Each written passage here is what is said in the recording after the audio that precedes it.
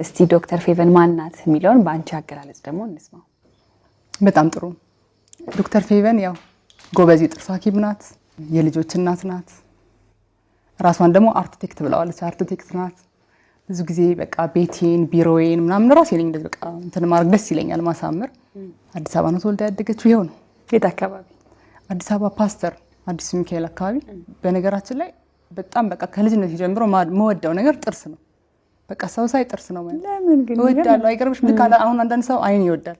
ፕላስ ደግሞ ያው በልጅነቴም ጥርሴን አሞኝ ሐኪም ቤት ሲሄድ የጥርስ ሐኪም ጋር ምናምን ያለውን ነገር ሳየው ወደድኩት። ቀጥታ ጆይን አደረኩኝ ዴንቲስትሪ 7 አመት ጨረስኩኝ። ከዛ በኋላ ያው ቀጥታ የራሴን ክሊኒክ ነው የከፈትኩት እና በጣም በፓሽን ነው የምሰራው። በጣም ወደው ሙያ ነው። የጥርስ ሐኪም ጋር ደግሞ ስትሄጂ የመጀመሪያ ነው ሲገባ ያዩት ጥርስሽን ነበርና ያንቺ ጥርስም በጣም ያምራል። ወደድሽ? ግልጋሎቱን ካገኙት ሰዎች ውስጥ ነሽ ወይስ በተፈጥሮ የመጣ ጥርስ ነው? መጀመሪያ ምን ይመስልሻል? በደንብ ምን የተነካካ ነገር ነው? ፐርፌክት ሆነብኝና ፐርፌክት ሆነልሽ? አዎ የተነካካ ነው። ሆሊውድ ስማይል ነው ራሴ ጋር የተሰራሁት። ያው ዶክተር ፌቨን እንግዲህ ዛሬ ውሎዬን ካንቺ ጋር ነው የማደርገው። ከጧት ጀምሮ እስከዚህ ሰዓት ድረስ ያለውን አይቼዋለሁ። ከዚህ በኋላ ቀንሽ ምን እንደሚመስለው? ከዚህ በኋላ ቀኔ ምንድነው አጋጣሚ ሆኖ የመጣሽበት ቀን 13ኛ ዓመታችን ነው። ክሊኒክ እንሄዳለን። የተወሰኑ ክላይንቶች አሉኝ። አንዳንድ ጉዳዮች ላይ ሚቲንግ አለኝ። ከዛ ወደ አኒቨርሰሪያችን እናከብራለን እና ተቀላቀልሽን በጣም ደስ ብሎኛል። እንኳን ሰባሪ የሚባል ተጋባዥ ነው የሆነው በዛውም እና አይደለም አክብረን የጠራንሽ። በጣም አመሰግናለሁ። ስለዚህ ጥሩ ቀን ይኖረናል። እንግዲህ ቀናችንን ወደ መጀመር እኔ ዝግጁ ነኝ። እኔም ዝግጁ ነኝ በጣም። ቤቱ ግን ባዶ ሆነብኝ። ባለቤትሽ? ልጆቹ በጠዋት ነው የሚሸኙት። ባለቤቴ ነው የሚያደርሳቸው። ከዛ በኋላ እነሱን ከሸኛው በኋላ ነው እንግዲህ እኔ እንዳልኩሽ እጂ የምሰራው። ያዥ እስኪ እቺ ትልቁ 12 አመቱ ነው። ሁለተኛው 10 አመቱ ነው። ሶስተኛዋ 5 አመቷ ነው።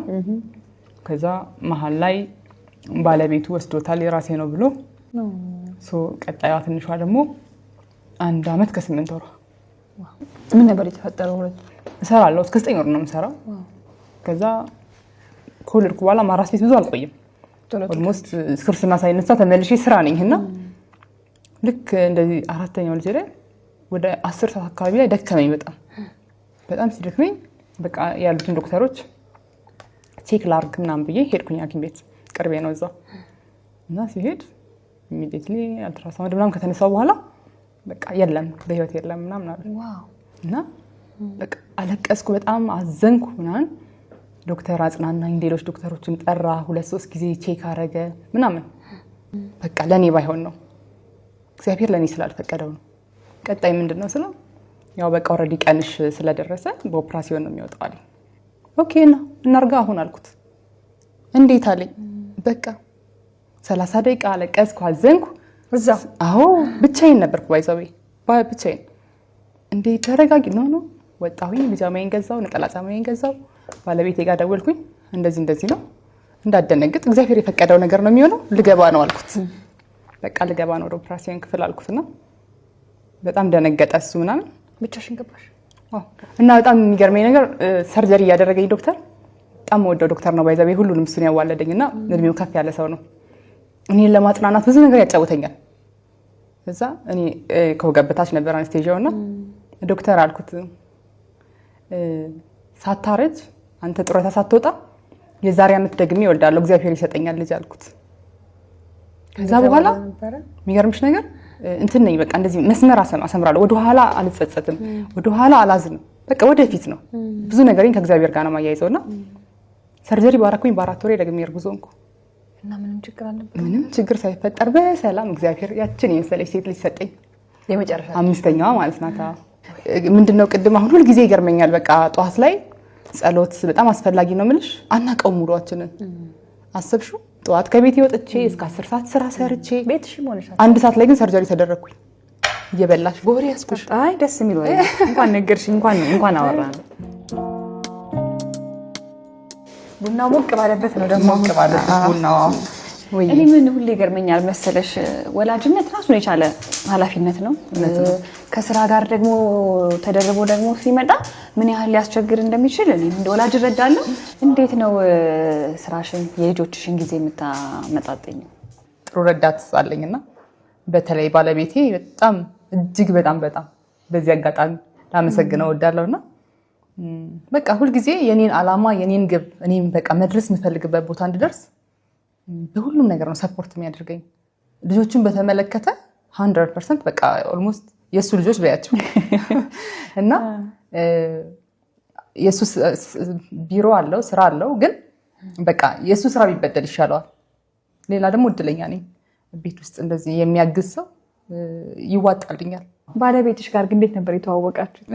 ባለቤቴ ጋር የተዋወቅ ነው እንዴት ነው መሰለሽ፣ የአንድ ጓደኛዬ ሰርግ ነበርና ከዛ አንድ ሱቅ አለ፣ ደንበኛ አለችኝ ሱቅ ያላት እና እሷ ጋር ልብስ ለመግዛት ሄድኩኝ።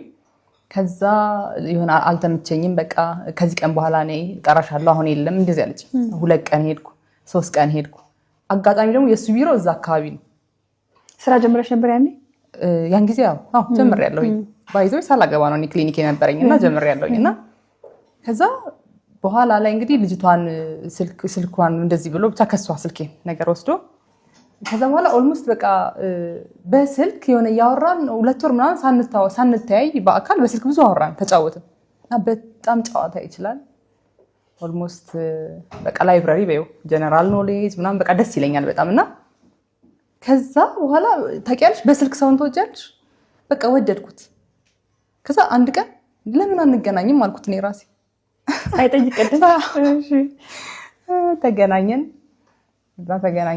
እና ምሳ በላን አብረን ምናምን ነገር በቃ ከዛ ቀጠለ። የጥርስ ሕክምና ቦታ የመጣ ታካሚ ፐርፌክት የሆነ ጥርስ ኑሮት አይ ምንም አያስፈልግህም ትይዋለሽ ወይ ደግሞ ያ ሰው አይፈልጋለሁ ብሎ ማድረግ ከፈለገ ትፈቅዳለሽ? በነገራችን ላይ እኔ በዚህ ነው የምታወቀው። እነግራቸዋለሁ ይሄ ነገር ይሄ ነው የሚሻለው፣ በጣም ያምራል፣ እኔ ብነካው ከዚህ የተሻለ አላሳምረው አስረዳቸዋለሁ። ዛሬ 13 ዓመት ክሊኒኬን ስከፍት ማለት ነው የተሻለ በጣም ጥራትና ደረጃውን የጠበቀ የጥርስ ሕክምና ሙያዊ ስነ ምግባርን ጠብቄ እግዚአብሔርን መፍራት መርሄ አድርጌ ነው የተነሳሁት። ሰርቼ ስመጣ እኮ ቤቴ የሚጸጽተኝ ነገር መስራት የለብኝም። የምደሰትበትን ነገር ያ ጥርስ የሌለው ሰው አስተካክዬው አሳምሬው የዛን ሰው ገጽታ ፊት ቀይሬው ግን ቤቴ ስገባ አሰብሽው የምተኛው እንቅልፍ እስማማለሁ። ያ ተመቸሽ? ቡና በጣም ቆንጆ ቡና ነበር። አመሰግናለሁ። በጣም ደስ ይለኛል። መጽሐፍ ማንበብ ደስ ይለኛል። መንፈሳዊ ቦታዎች ላይ በጣም መሳተፍ ደስ ይለኛል። ጋለሪዎች በጣም ማየት ወዳለሁ። በብዙ ውጣ ወረድ አልፈሽ ዛሬ የደረስሽበት ደረጃ ላይ ደርሰሻል እና ህይወት ምን አስተማረች? ጠንካራ መሆን እንዳለብኝ ላይክ ቤት ነው ለፌቨን ያለቻት ፌቨን ናት። ምክንያቱም ሁሉም ነገር ቦነስ ነው ብዬ ነው የማስበው። ላይክ ጥሩ እናት ወይ ደግሞ እናት በህይወት መኖር፣ ጥሩ ትዳር፣ ጥሩ ጓደኛ እንደ ቦነስ ነው።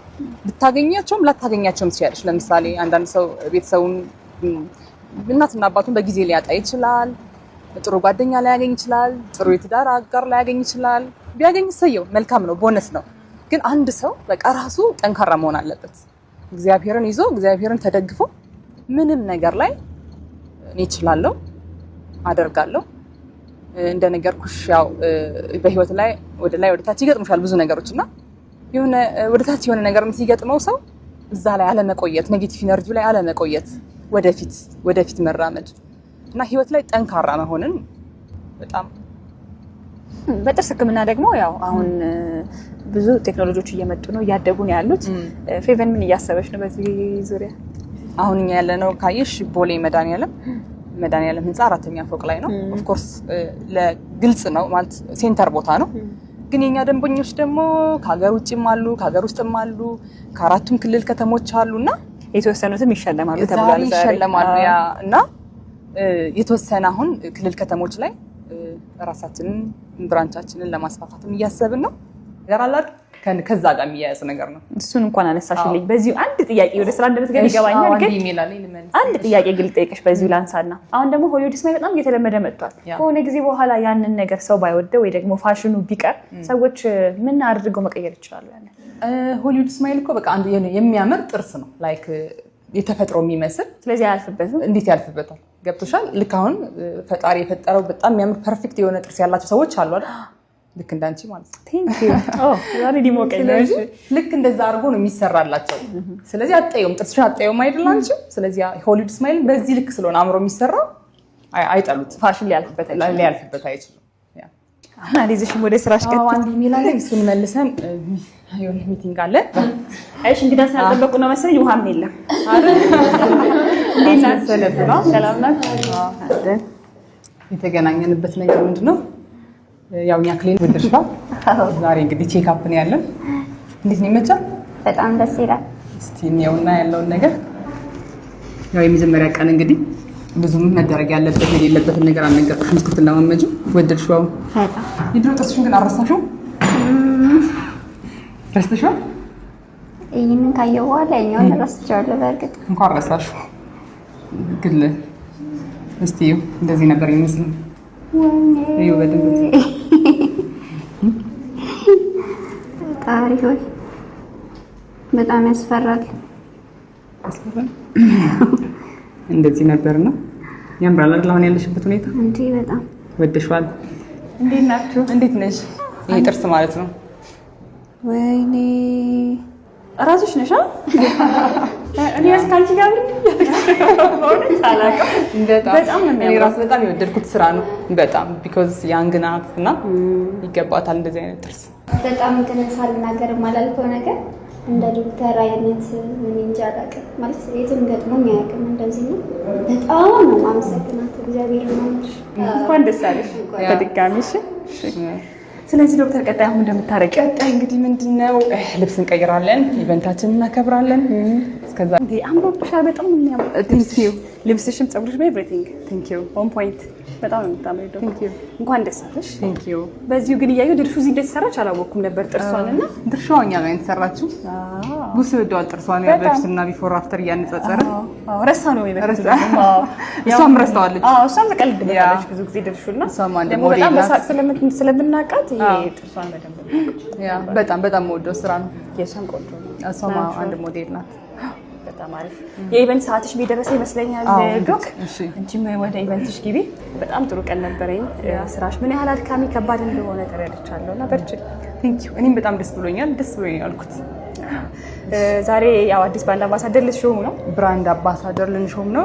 ወደ ሶሻል ሚዲያው ለመምጣት እንጠብቃለን። እንግዲህ ማናት የሚለውን በደንብ እያየሁ ነው። ሁሉም ሰው እየገባ የቀረውን ፕሮግራም ለመታደም ደግሞ እናንተ የትም እንዳትሄዱ። እኔ ግን በዚህ ልሰናበትሽ ዶክ።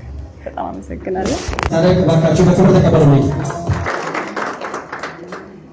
በመጀመሪያ በዛሬው ዕለት እዚህ እናንተ ፊት ቆሜ እንድናገር የፈቀደልኝ ልዑል እግዚአብሔር ክብር ምስጋና ይግባው።